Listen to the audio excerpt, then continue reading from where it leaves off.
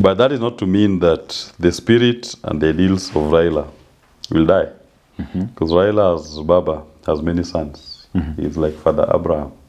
And many sons, Father Abraham. I am one of them. You're one of them. I am one of them. It's even going to be a blessing in disguise on this quest, to the extent that they'll never use Raila as a boogeyman, as a scarecrow, to sell against the people of Kenya. We are going to get our new boogeyman, which is called William Samoei Ruto.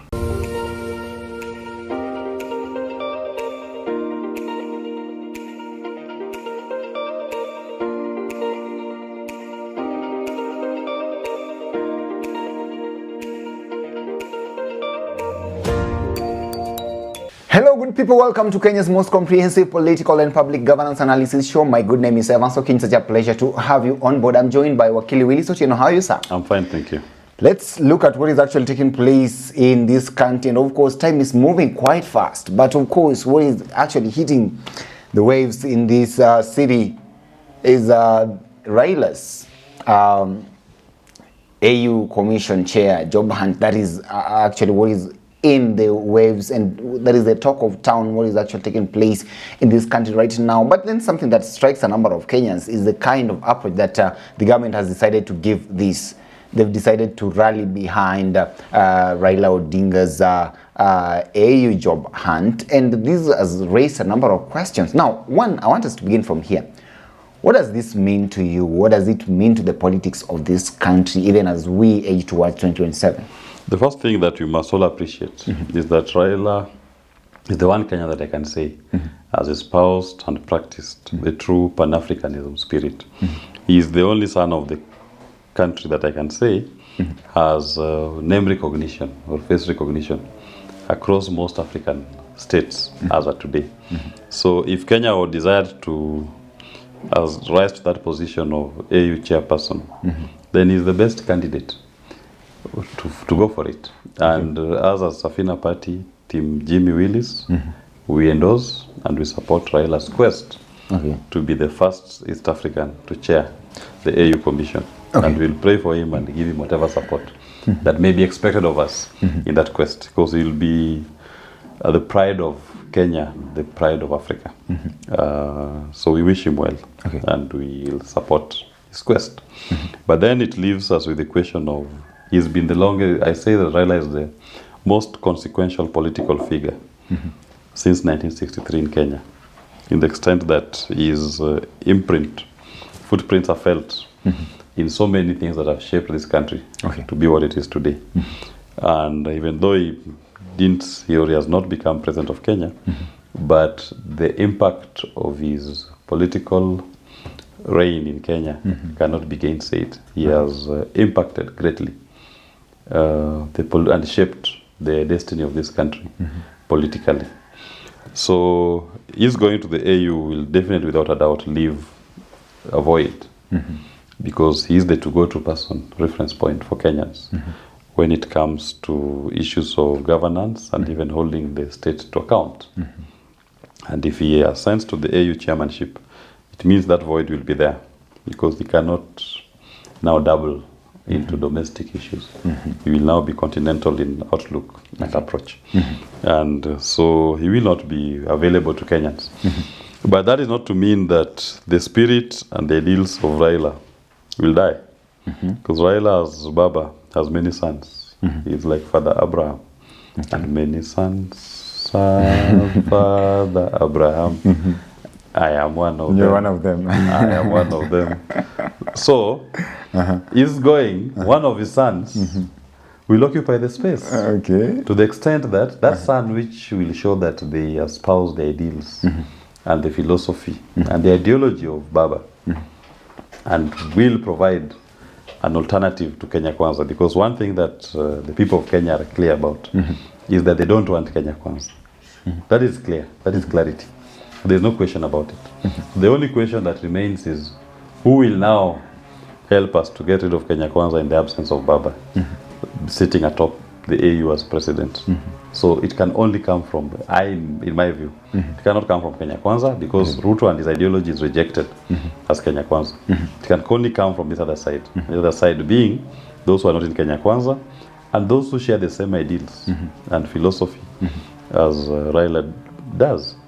Those are the ones who will carry on with the dream. The dream does not die with the exit of the vision bearer. But of course, the dream lives on. Okay, you're contending that in case he bids successfully and gets that job, then that would leave some sort of leadership void that must then be filled by someone. Yes. Okay. Now, I want us to get into how the government has actually handled this entire Raila Odinga's AU job hunt scenario and all this that is taking place here. And these are people who've been actually at loggerheads politically, but here we are.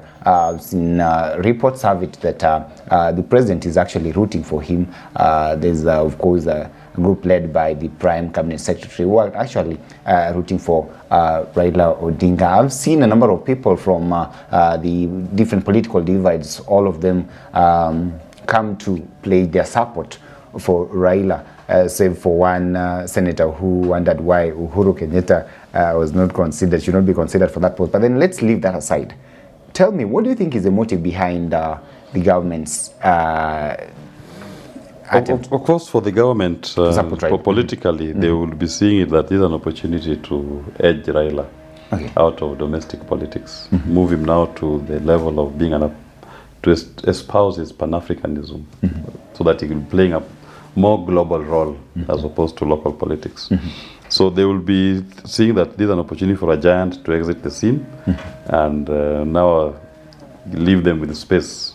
They believe that maybe it's only Raila who can present a formidable position to them. But as I said, Father Abraham had many sons. The fact that our father has gone continental does not mean that the dream dies. It simply means that one of us will carry on with the dream. Because the ideology, the things that Raila believed in as much as now he will have moved to the continental space, there are still dreams and ideals that the Kenyan people want to see in their local governance. So he does not retire or he does not ascend with those ideologies and dreams and take them away from the people of Kenya. The people of Kenya will still demand of accountability. They'll demand for social justice from their leadership. And they'll want an inclusive government that respects the rule of law and democracy. Those are the ideals that Baba espoused and catapulted him to be the leader of those of us who believe in that dream. So if he lives and goes to AU, the dreams will not die. They are still here, and the people of Kenya will identify a leader who espouses similar ideals to lead them. Because what we all agreed is that there's a common enemy in town, an enemy to the dream, not even to the people of Kenya. It's an enemy to the dream because Kenya Kwanza does not believe in the rule of law. They don't espouse the democratic ideals. They don't believe in social justice. They don't believe in economic empowerment. But these are things that Kenyans hold dear in their hearts. So another person will emerge. David will emerge from the shadows to lead the onslaught against Kenya Kwanza and to advocate and advance the ideals for which Baba fought for the people of Kenya. With the government support, in case Raila successfully bids for and gets this particular job, I've seen a number of senators, especially from the Kenya Kwanza side, saying, especially I saw that was the Tana River Senator Danson Mungatana saying that Raila should now actually support the president come 2027 because the president has actually shown such sort of good faith to him during this particular moment. But then here it is, my question then would come, if at all he goes ahead and succeeds in that particular area, don't you even think that the Kenya Kwanza government, especially Ruto, would have a field day come 2027? Ruto will not have a field day. Just ask any of our viewers, even the commentaries on this YouTube channel. Look at where Kenyans are. Majority of Kenyans have rejected Kenya Kwanza. Kenya Kwanza is for rejection. It belongs to the dustbin of history of Kenya. So the fact that Raila has left the scene does not mean that now there will be overwhelming love for Kenya Kwanza. It will not happen. Because Kenya Kwanza is not rejected because of Raila. Kenya Kwanza is rejected because of their failed economic policies. And they bear that burden. That answer that they owe the people of Kenya, they've given a negative return. And they bear that burden. So it doesn't mean that in the absence of Raila, now you are going to see overwhelming love for Kenya Kwanza. No. If anything, you are going to see a more emboldened population that will fight very valiantly to espouse the ideals for which Baba is known for. Kenyans are not going to say we are now giving up on our quest for economic empowerment. We are not giving on our quest for rule of law. We are not giving our quest for government accountability. We are not giving our quest for the respect of human rights. We are not giving our quest for free, fair elections. Those are things that Kenyans hold dear today, with or without Baba. Okay. And Kenya Kwanza, on the other hand, is showing total disregard to these ideals. So that's going to put them on a collision course with the people of Kenya. In fact, if you ask me, I'll say Raila's exit is even going to be a blessing in disguise on this quest, to the extent that they'll never use Raila as a boogeyman, as a scarecrow, to sell against the people of Kenya. We are going to get our new boogeyman, which is called William Samoei Ruto. That is the true threat to the ideals for which Kenyans gave unto themselves, the Constitution of Kenya 2010. Okay. So it's going to be our focus. And we'll wake up every morning to focus on him. We will speak him every day, and we will not have scarce tactics that they're used to, of Raila Odinga. No. This time it will be Sisi na wao. Sisi na wao. We are here, they are there. Us and them. Okay. It is us who represent these ideals, and them who are anti these ideals. Okay. That, to me, is what Raila's exit will do. Okay. They'll never again try to throw to us or to some Kenyans the name Raila Odinga and use him as a boogeyman to hide from their failures and incapacities. Let's look at Raila the man now. Not so many people expected him to run in 2022.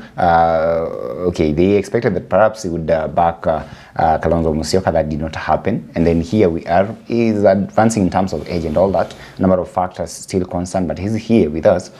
Section of leaders, especially those from the coast, have said that there is nobody they expect to carry the Azimio la Umoja One Kenya coalition flag in 2027. Of course, the likes of the governor down there rooting for Raila's candidacy, candidature in 2027 general elections, and therein, he has not actually uttered a word on the same. He's kept mum, and here we are. Orengo says, of course, the third governor, James Orengo, says that Raila's move to AU, should he succeed, cannot actually interfere with his 2027 political ambitions.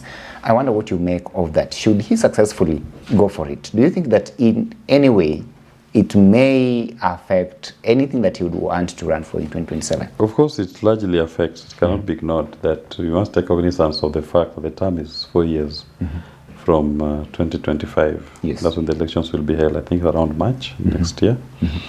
And our elections will be held in 2027. Okay. So once he ascends to that office, automatically it removes him, because a full-time engagement and continent-wide.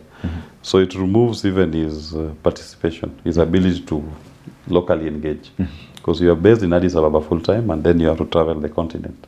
So his ability to even be present in Kenya and to keep abreast with our local issues will be largely affected. So even if you were to decide at some point to come back to run in Kenya, you know you will have missed out on even 1 or 2 years absence. And in politics, a day is a lifetime. So being away for 2 years, so he has to come back and regroup the troops, will take time. I mean, in my view, when Raila successfully ascends to AU chairmanship, that will mark now the finalizing on an illustrious career that he has now risen to the topmost position available for an African across the continent at the time. So I don't see him, in my view, coming back to play an active role in local politics. The strain of that office will not allow him, and even the stature that you'll have acquired will not allow him to come and be caught up. And then also his age. I'm aware that Jean Peng, the former chairperson from, I think it was Gambia, who went to double in local politics after his term had expired. But you see, he was younger. He had never been involved in local politics before. So, but Raila, on the other hand, he's of a senior age, and he has done the local politics to its tail end. So coming back again, there'll be an impact. I mean, nothing stops him, as Senior Orengo says. Nothing stops him, but it will not be the same. It will have to take more effort and more work for him to build back the same momentum that he has built over the years when he has been fully involved in our local issue politics. So in case he's got any ambitions in 2027, would you still advise him to go for this post? No, it's not for me to advise Raila. I believe he's more senior to me. As I sang to you here, I'm just one of his many sons. He was my boss in 2017 as his campaign manager. And I've never seen anywhere where Raila has been denied his Article 38 rights, political rights, to vie for any office. And I believe choosing to run for office is a very personal matter. That the only other people you can discuss it with are your family members. And it's not for me to say that now we should deny Raila Odinga his Article 38 rights. If he believes that he still has a role to play in our local politics and that he's the best to be president, then we encourage him to run as president. But that's a decision for him, not a decision for us to make. As on our part, the most we can do is to plan. Me, the person I focus on, as I've always told you, ni mimi na Gachagua. Unyo kwa unyo. Me, I'm competing against Gachagua. Jimmy, Raila, Ruto, uko juu. Mimi just put me together with Gachagua. We choose ni nani ako na sura ya makamu wa rais. Who will you be proud of as a deputy president in terms of even how they look, how they espouse the ideals that are of import to the people of Kenya. Who is that person? And if you compare with Gachagua, Kenyans have said unanimously, sura ya makamu ni Willis Otieno. Piki put. Okay, that is put. So Wakili Willis, be that as it may, meaning if at all Raila is supposed to come back and run in 2027, should he succeed this time round for the AU chair bid, then that would mean he resigns, then comes back to play Kenyan politics. But let's wait and see how significant that will be in terms of his candidacy and whether this kind of approach will actually work for or against him in the long run.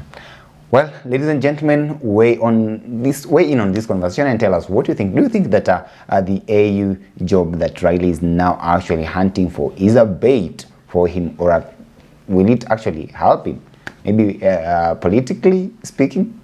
Tell us what you think about this conversation. But of course, there's been a conversation here with Wakili Willis Otieno. We promise to bring you up to date with comprehensive analysis of all that is taking place within the country and across our borders. So we have this conversation again. Have yourself a lovely day. My name is Evans Okinyi.